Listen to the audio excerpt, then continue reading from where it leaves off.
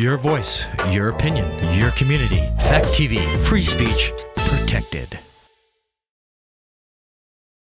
I'm Robert McBride, and this is Everyday People, a program in which we investigate the lives of people making a difference in our community.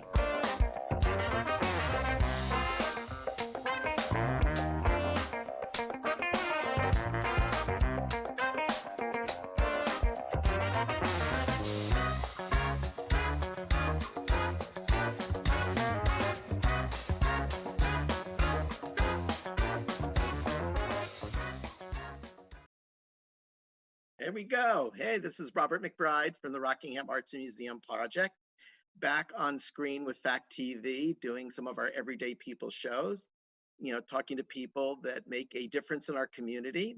A big focus of what RAMP is doing just before COVID and through is focusing on the Vermont Creative Network and the important impact that artists and creatives have, not only on the cultural impact in communities, but also the economic impact. So on today's show, we're going to catch up with Mark Piepkorn, and Mark is the founding director of Stage 33 Live, which existed before COVID. So we're going to give us a little background on, what inspired him to start up that, what is Stage 33 Live about, but then also some of his reactions as he's, has it gone dormant during COVID? Have there been other opportunities during COVID and stuff? So Mark, welcome to the show. Thank you, Robert. To answer your question, Stage 33 Live, we started that to give opportunities to local and regional performers, whether they're spoken word or musical, acting, comedy, and document it. Film it, record it, and put it up on the web eventually, hopefully produce it into a TV show that'll show on Fact. And if we do it well enough, maybe even get picked up by some of the regional public television and radio networks. That would be great. And just give these people an opportunity where they're not playing in a bar and nobody's paying attention. This is specifically a listening room. The whole point of it is to pay attention to what's going on the stage. People have been really receptive, especially the musicians. Yeah, and you do this. You are located in Bellows Falls at 33 Bridge Street, which is also where Wool FM is, and Chris Sherwin Glass Blowing and Nick Kekik and Charlie Hunter's studio. So it's kind of got a nice artist and creative feeling at the building already, with some commercial rentals over there also. But it really, over the last few years, has become sort of a little bit of a magnet for some really creative stuff. RAMP tries to host its annual, it's not annual, it's quarterly artist town meetings when we do a potluck and everything. Of course, those have been suspended during COVID, and we're hoping by the summer we can start reconvening there.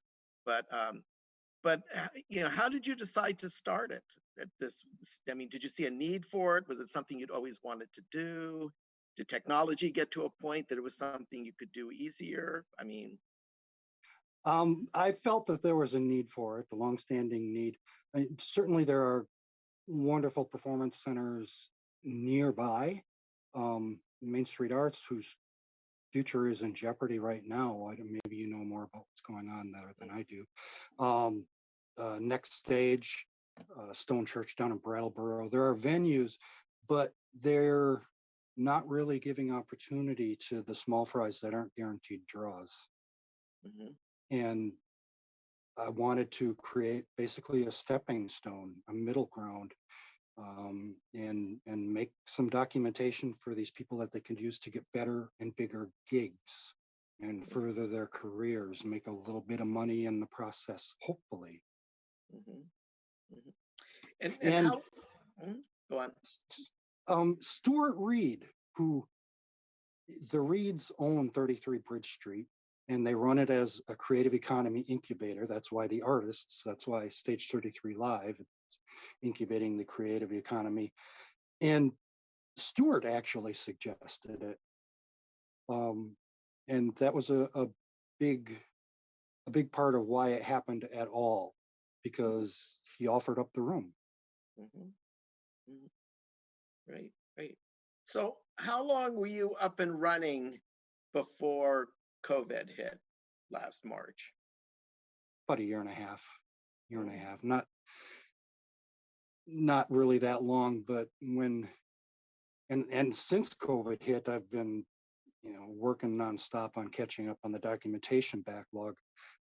Got really far behind because the response from the creatives was far more than I expected it to be. And I didn't really know how to say no. It wasn't good for my sanity or my health. We did mhm, tried to do too much, and I got dug myself a deep, deep hole. And now I'm starting to see the end of it, which is great. mhm. So in that respect, yay, COVID. Yeah, yeah. We haven't been able to do any shows though.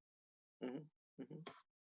So is there a play, does Stage 33 Live have a website? I mean, can people go now and hit links and see some of the programs that happen there, some of the performances?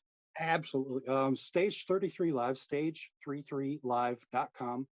And there is a link on the top of the sidebar that says binge. And there are more than 600 discrete videos of things that we took, individual songs, some short sets. Um, and it's going great. It's the media, as was expected from the beginning, and the media is the thing that has legs. It doesn't replace being in the room. It Mhm, doesn't replace being a participant in a thing. But um, the view count is like it's not viral, but right now it's over 17,000. It's almost 18,000. That's not bad for a little thing out of Bellows Falls. mhm, mhm. Right, right. Wow. Yeah, yeah. So if you had mentioned that that sort of musicians have responded more to the opportunity or hooked up to it, would you say? I mean, you have it wide open to all kinds of things, written word, poetry, and stuff. Um, but have the musicians responded more? And if so, why do you think so, as opposed to other um, you know other media of stuff you taking advantage of performing? Well, musicians are kind of extroverted to begin with.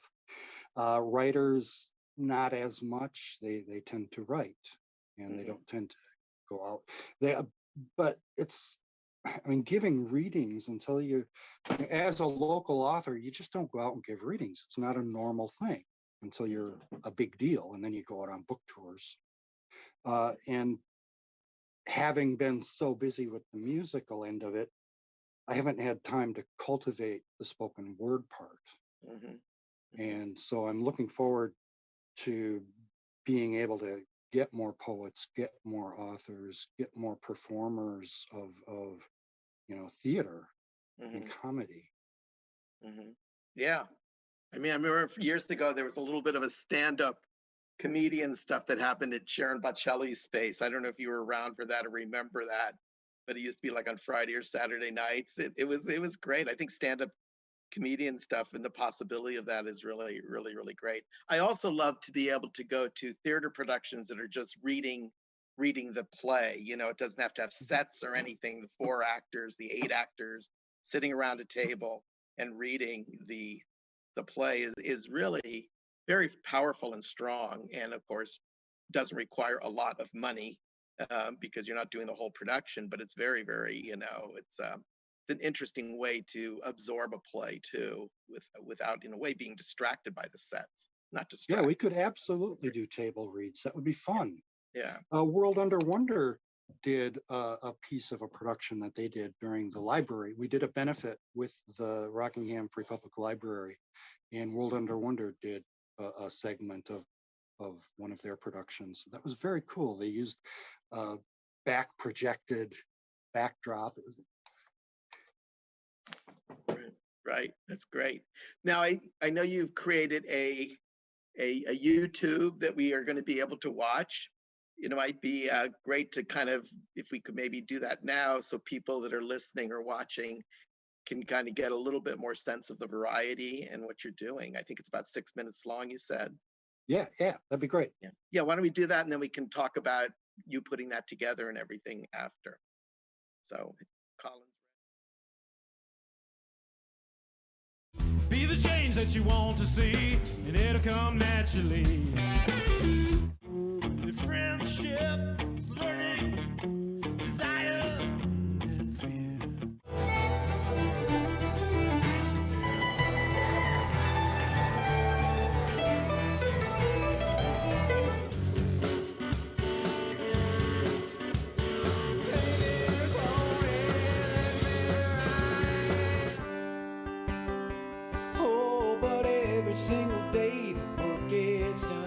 Was I dumb? I guess I was. Busted thumbs just because. We flew in yesterday on dragonfly wings. Came around the bend just in time to see this new day begin. Whatever you got cooking, I want the recipe.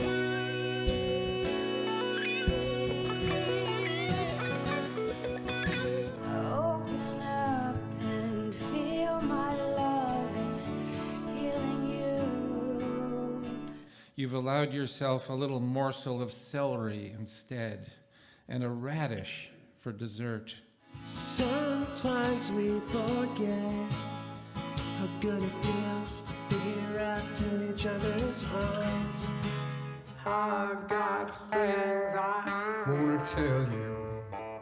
I never told anyone.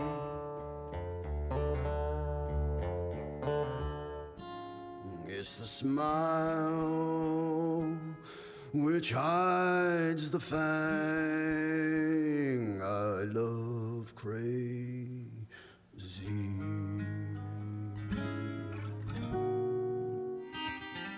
There's a great new place we should try.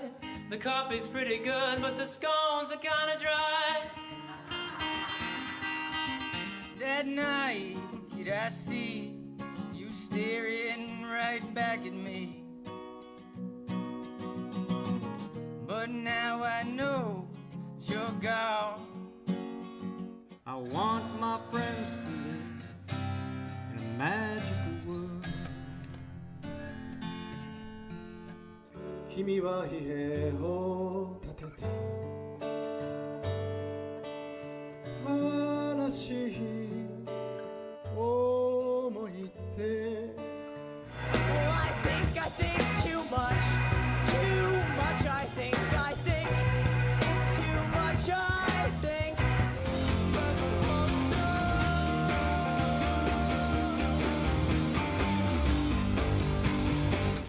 Free falling down to rock bottom. I ain't done what I oughta. Down to rock bottom, now I'm falling free. Now the sugar sheen of meteors over raw August. Quilt on the grass, let the sky fall in your mouth. Hey man, I can't hear you anymore. The cops showed up and killed your news. But all the prayers that I prayed here just paid my bills and bought my beer. Oh, send me an eastbound way. Yeah, you gay and lesbian, sons and daughters, the Southern Confederacy. Well, they built a float and entered it in the 4th of July parade. Floating down the river, me and my baby. Get off your phone. Get off this park bench. Get out the road. I'm still alive. Today's mine. This Today's mine. Ride the wild wind till the day that you die, then roll, roll, roll, tumbleweed roll. One more day of living with all that I've done wrong. way. And every time I'm in a new place, yeah, I look around for your face.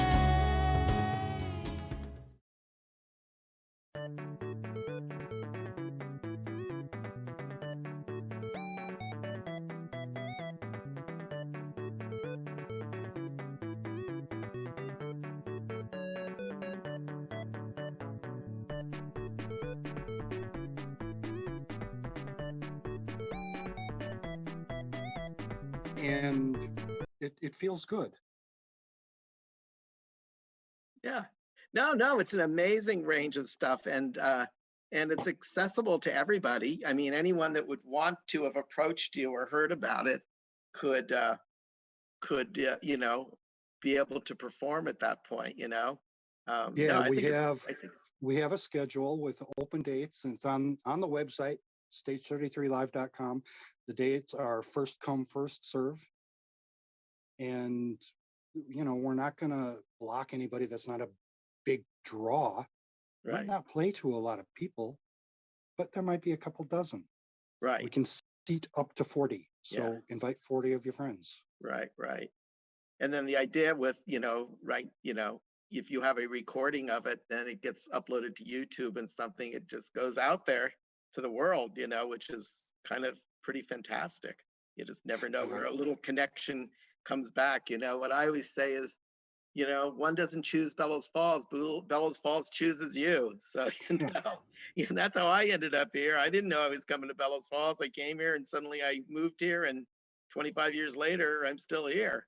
So I think that little throwing that seed out there into the atmosphere of Stage 33 Live is just sort of a wonderful match for how unique Bellows Falls is as a center. Yeah, that's one of the conscious things that is part of the mission too, is to be a contributor to uplifting Bellows Falls and the region, and contributing to it being a destination, a fascinating destination for arts and intellect.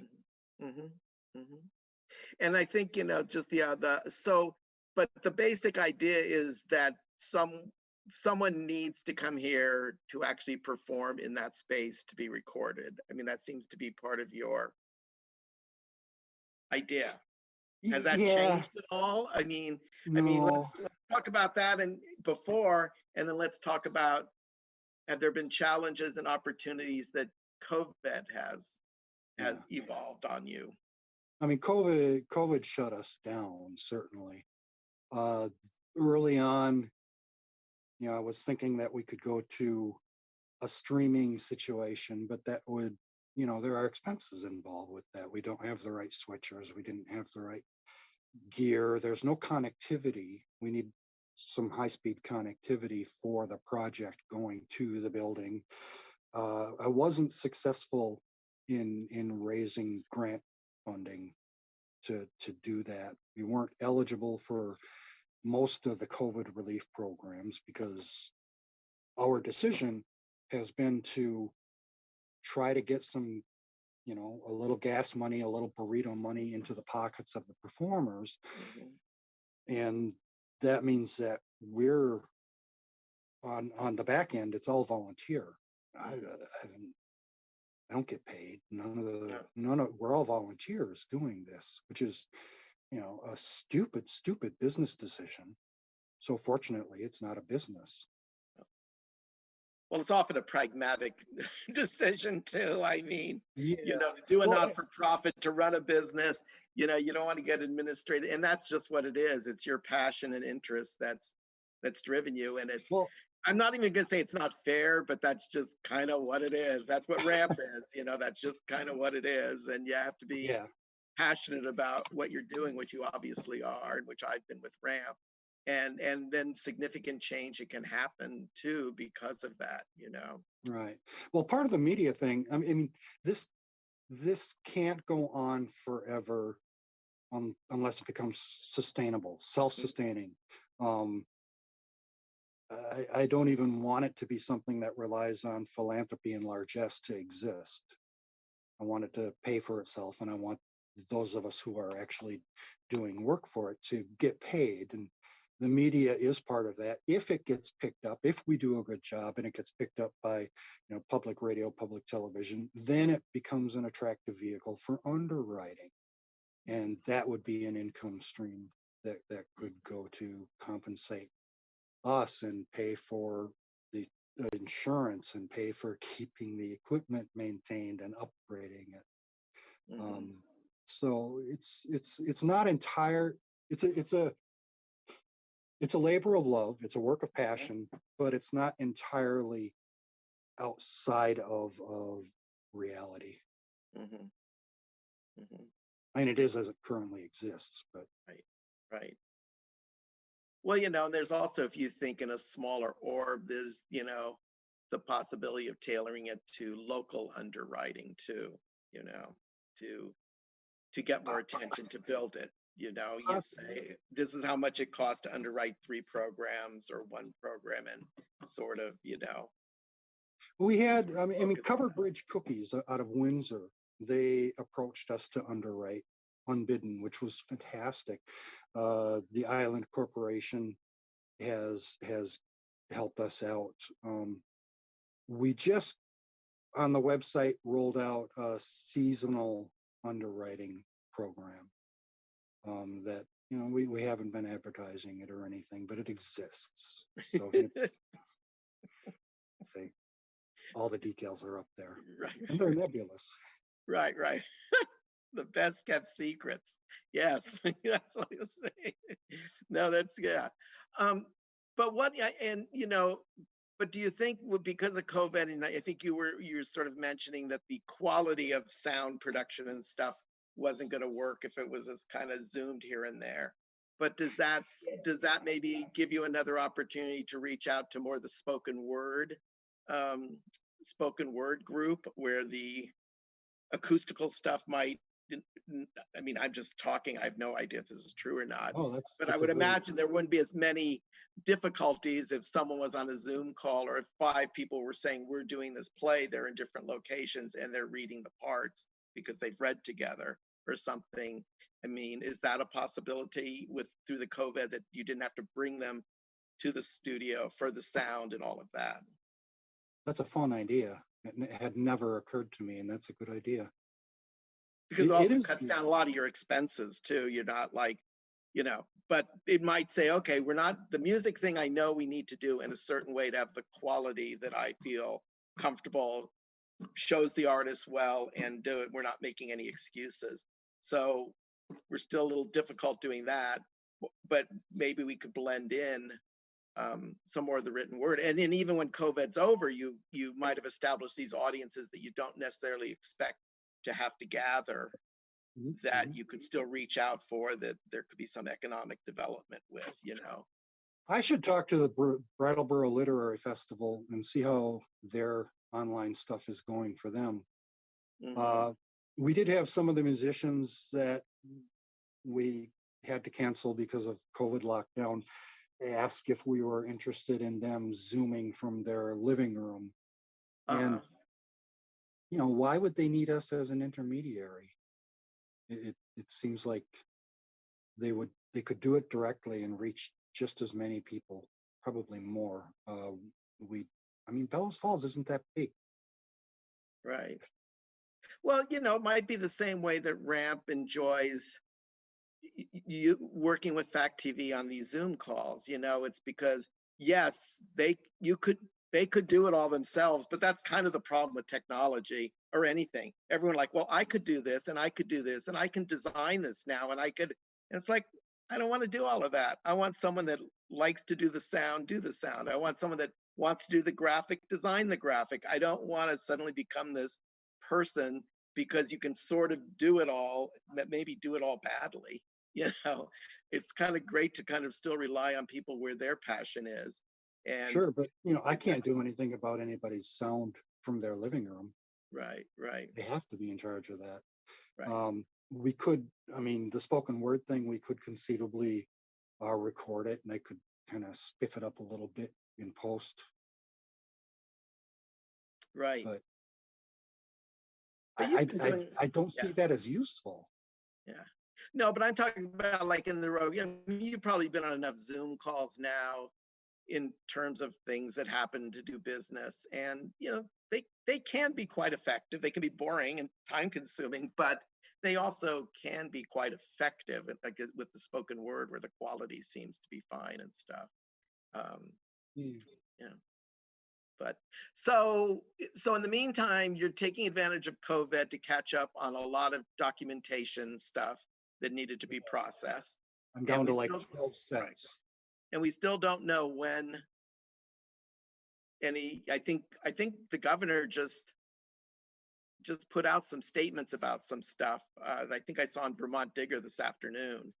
But basically until people can meet, I mean, that space over there is pretty big. If you wanted to kind of match some of those things for meeting, is that possible over there? Like if 10 people came and they were spaced 6 feet apart and stuff. I know the art gallery on Canal Street has certain restrictions and a number of people that can be in there at the same time. The venue guidance is a little bit conflicting because there's the pods of up to 6, but then there's also 100 square feet per person, and it's my understanding that they both need to be honored. So we could seat about a dozen and have them with reasonable sight lines and reasonably close to the stage. Right. And I mean, like next stage, Stone Church in Brattleboro, they're not having any summer shows inside.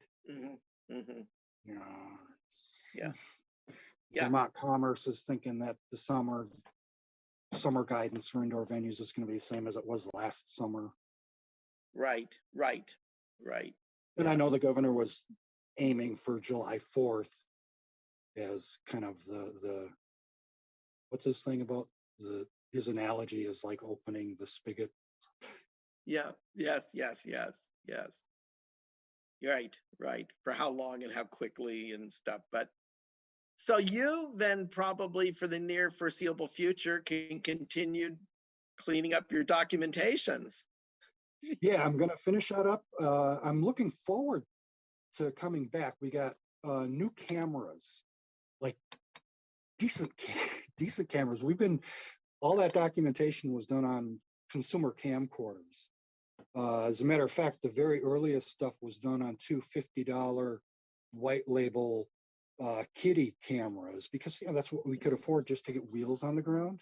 Right. And then we upgraded, again. Now with the underwriting, we're able to have 4K cameras, and that's just a giant step up. That's broadcast quality. And editing with the full version of Resolve Studio these days, and it's just the color grading is magnificent. It makes it, having the right tools just makes such a difference. Right. Absolutely. Yeah. With some of the other kind of, in Bellows Falls, there seems to be some energy still growing between the gallery, what Ramp does, what you're doing, what the library is doing in terms of programs. There's still a lot of amazing kind of activity out there. And I think Ramp has kind of been lucky that through COVID, since Ramp is basically an arts advocacy organization rather than a programming organization, we've been able to kind of make transitions with COVID. We've still been able to host Artist Town meetings virtually. We still sit on a certain number of boards that meet virtually.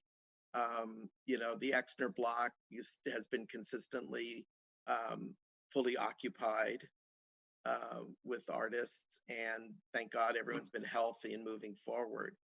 But it's just such an odd time to think we've gone through this for a year, and in what ways life has changed, in what ways it's stayed the same, in what ways it's allowed us to reflect.